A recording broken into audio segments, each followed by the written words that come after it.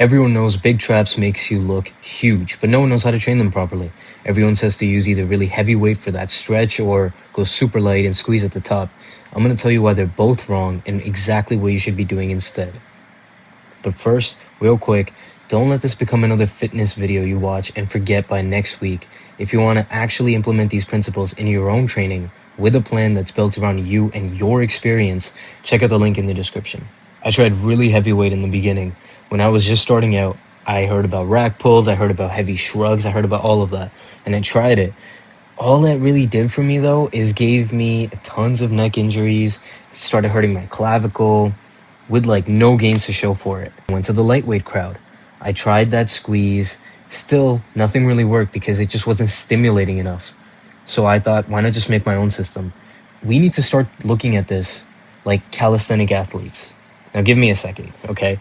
What I mean is treat this like you did pull-ups. For those who've done pull-ups, you know you don't just get into it, you get on a bar and then add weight. You don't just do that. You gotta learn to grip the bar first, be able to hold your own body weight for maybe like a minute or two. Then you learn scapula pulls or whatever, and then you can get on to like maybe assisted, or I don't know who does this anymore, but the band ones. What I did is negatives. Regardless, you go from step 1 to 2 to 3, and then you keep going until you actually get to full weighted pull-ups. That's exactly how you need to be seeing these exercises. Get rid of your ego. Don't go in there thinking, oh, I'm just going to do rack pulls or I'm going to do power shrugs. You haven't earned it yet. You don't know how to engage your traps. Your traps aren't even taking on any of the weight. You're just cheating by using your legs, and then you're going to get injured. If you haven't already, you're going to get injured, okay? Let go of that ego, and let's look at the actual progression system. So, I have it all laid out right here. First of all, you want to use the all set failure method. That's going to be ideal. If you don't know what that is, watch my last video about arms. Basically, all it is you want to go to failure on every set, okay? You want to go to failure on each and every set, and then you want to apply double progression, which just means first the reps go up and then the weight goes up. So if set 1 is 30 pounds, then go to failure. Make sure this is at failure, obviously. And then you're going to go from 8 reps all the way to 12. Once you're at the top part of that rep range, then you're going to go up in weight, and then you're going to go to 35. You want to do this for every set, not just the last one, every set. If you want more detail on it, watch my last video. Absolute beginners should be going unilateral, okay? Do this exact exercise. Hold on with one arm, have a slight lean forward if you want, or you could be fully upright. The reason I say a slight lean forward is just because that's how the fibers run. The fibers on your traps, you're going to see it this way from the front. But when you have the trap, right, let's say we have traps right here.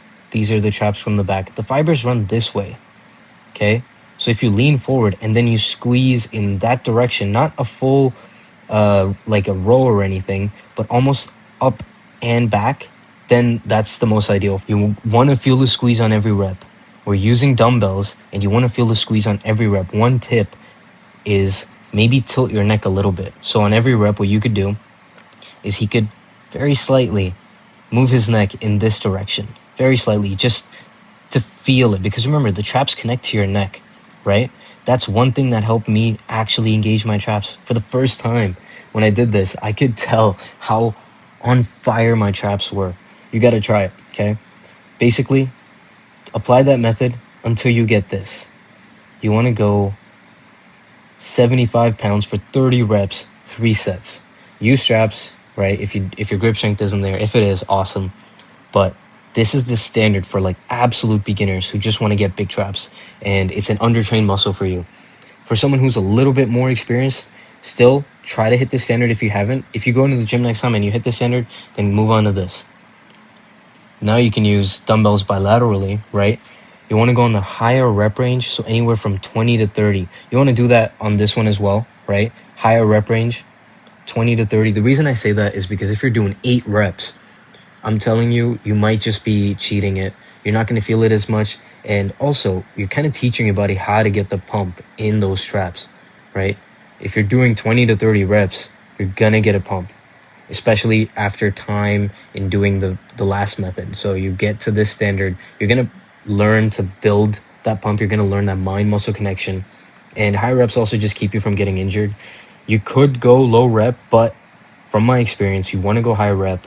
It gives you a soreness you've never had before, and you're actually going to feel your traps, right? Try it out if you haven't already. And then slight lean forward again for the fibers, right? It's a pretty simple movement, guys. It's just up and down. It's a shrug, right? Don't overcomplicate it. Don't cheat. Don't use your legs. Don't move your back. Just your shoulders. See that? Only your shoulders, okay? Make that active effort to only move your shoulders. And for this part of the system, you want to get to the hundreds in the dumbbells and then 30 reps. And you want to be able to do that for 3 sets. For those who may have never tried this, this might seem like a big standard, but it really isn't. I've seen guys at the gym only use 60 pounds. 60 pounds.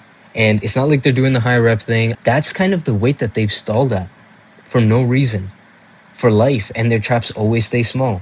I'm sure you've seen guys with small necks. They could be someone who has big arms, but their neck and trap, like, it's just a lagging muscle group for them, you know? And that's because they stay only on the 60s. If they did use this method, they'd be on the 75s for 30 reps. I've seen guys only do like 8 to 12 reps with the 60s. That's and at the end of the back workout, like that's not enough. You need some actual stimulation, okay?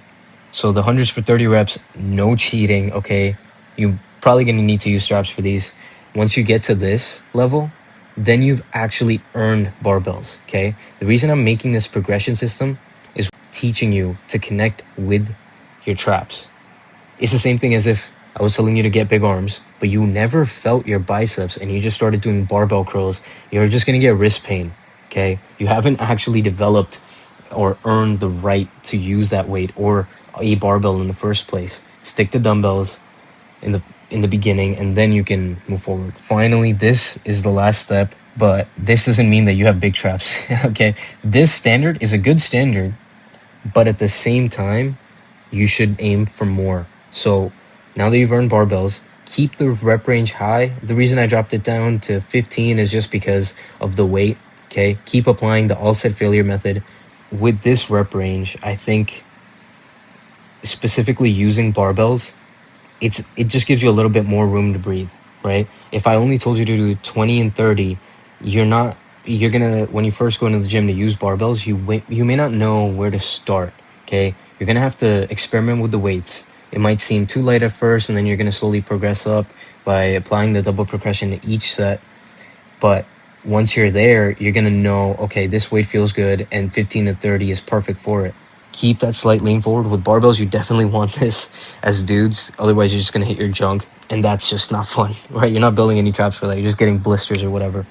And the standard is going to be 1.5 times your bench press max. Now, this standard is mainly for shoulder girdle health. I would say you should be able to shrug 500 pounds.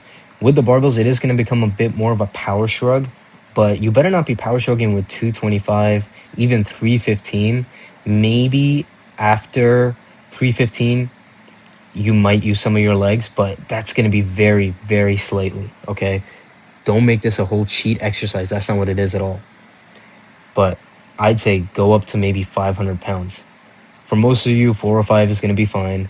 But in this rep range with, let's say, 2 to 3 sets, that's going to mean you finally get the big traps. The sets can be as low as 2 for this, just because on barbells, you're going to be dealing with more weight. And if there's going to be more weight, we don't want to make it so systemically fatiguing for the rest of your workout or for other body parts. So 2 sets is probably enough. 3 maybe when you're first starting out, just to get to 315. And then after that, you can just go into 2 sets. That's basically the entire system. That's exactly what worked for me and many other people I know.